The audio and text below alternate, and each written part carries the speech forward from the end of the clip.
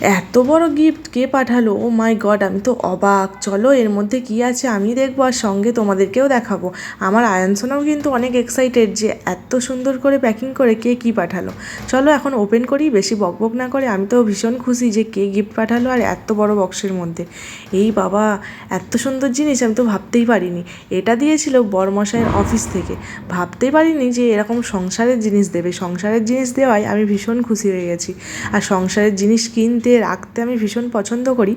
এখানে দিয়েছিল হটপট, দুটো কিন্তু একই সাইজের ছিল, আর দুটো ছিল। ওপরটা ছিল কাঁচের আর বাইরেটা ছিল স্টিলের, আর বেশ কিন্তু বড় ছিল। আমি সেই জন্য আরও ভীষণ খুশি। আগের বছরেও কিন্তু একটা ভালো গিফট দিয়েছিল, বেশ সুন্দর ছিল। আগের বারে কিন্তু কাপ দিয়েছিল, কাপের সেট। সেইগুলো কিন্তু ভীষণ, তোমাদেরকে অন্য কোনো ভিডিওতে দেখাবো।